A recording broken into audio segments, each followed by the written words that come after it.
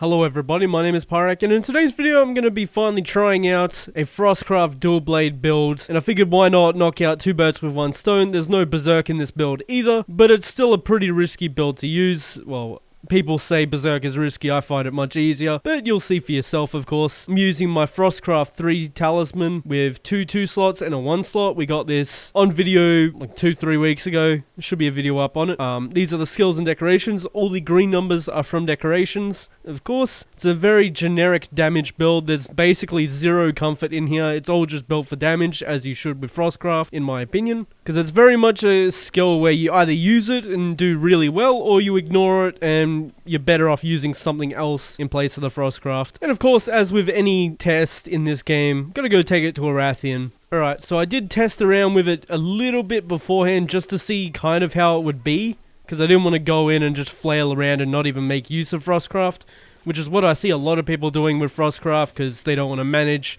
putting the bar back up. But kind of got to use the bar, otherwise you, as I said at the start, better off putting anything else on the build. And yeah, so I'm going to try my best to actually use Frostcraft. It'll be interesting. I've got Defiance 1 so I can go through a Roar as well.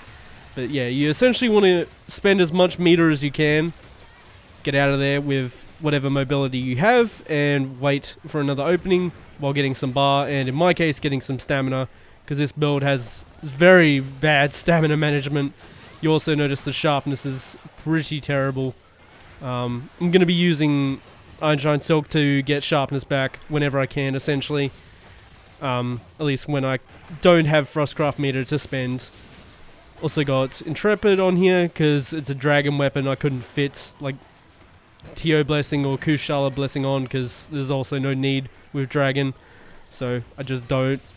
Some good damage though. Should get a stun very soon, I'd imagine. We've done a lot of damage in a very short amount of time, as you're supposed to with Frostcraft. You really gotta...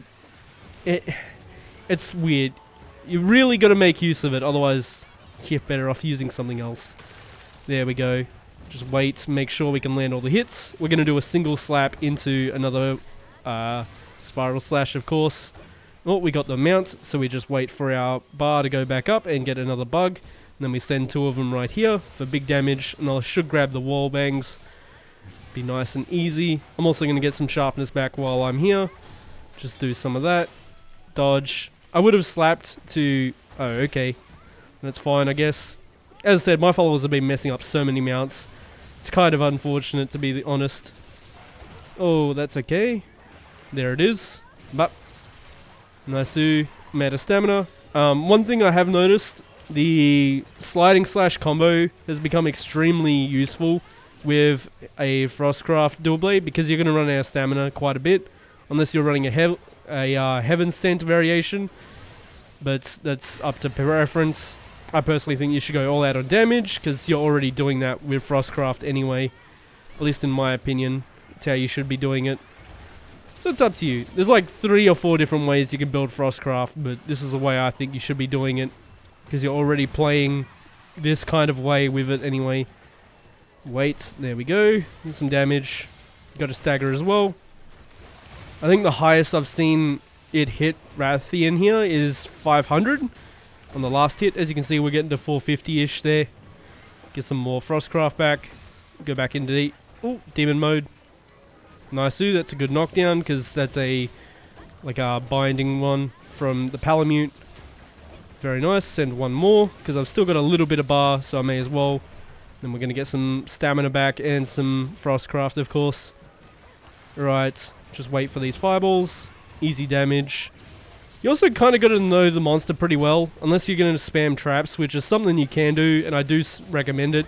As you would have seen me preparing at the start there, I grabbed a trap because I didn't have one of them on in my inventory there, so it was very good to get. And you basically just chuck it down whenever you get all of your stamina back or all of your Frostcraft back. Ideally both of them, so you don't have to exit demon mode at all. But you'll see here you get quite a bit of good damage into it. Can't usually land the third Spiral Slash, so I suggest doing damage off it. If you have Frenzied Bloodlust, that is. Some more damage. Okay, get out of there. Get the stuff back. Might go for the other trap as well. I do have a Pitfall to go along with it, but they staggered him. Do it here real quick. You also notice that you're going to run out of sharpness quite a bit. That's why oh no. Okay. That's why I used Ironshine Silk earlier a couple times in a row just to get some quick sharpness, because you want to stay at white. You definitely don't want to go below that, ideally. There's another spiral. Slap into another one, because it's blue, so I might kill her off these attacks here. Should recoil into it and roar, so we get more damage again. Again, think she's close to dead, so we're just sending it. Dodge that, swap, and counter. Okay, never mind, that's fine. All good with me. Just wait a second here. She should do a second one. There it is. She probably dies here. But no? Okay. Dodge that. We get another one here. And there it is. Is that just over 5? Yeah, 5 or 6. Not bad. I somewhat showed it off, and I would have waited around and let my Frostcraft and Stamina go back up, because I can see a Kitnator there, which is just another free knockdown. It's essentially another trap. So you want to have full bars for that, so you can do damage again. But back onto the variations, I think ideally there'd be 3 variations of this that you can do. You can either go with Berserk, which I do recommend, because it's just drastically more comfy than this, and you don't have to worry about Dereliction. You've got the Blood Awakening Frostcraft one as well, which will do more damage than this, but it will take time to actually get that rolling, because you need to break apart for that, obviously, which you may or may not have the space for, depending on what augments you go for. And then you got the one I got, which is basically, I want Strife, I want Mail, I want Frostcraft, all the element I can get that is like consistent damage. Oh, and that stamina drain was with Fighter, for anyone saying, oh, just go use Fighter and you'll have stamina. No, it didn't help at all. Well, everybody, that was knocking out 2 birds with 1 stone, trying out both the Frostcraft dual blades and a dual blades build without Berserk, which again, I honestly prefer using Berserk out of the 2, because it's way easier to use, in my opinion, and it's a lot safer to use, especially with how constantly the monsters can one-shot you in the higher level brackets, being like 270 to 300, but I guess some people might not be there yet. It's definitely a nice thing to have. As always though, thank you so much for watching, and I hope to see you on the next one.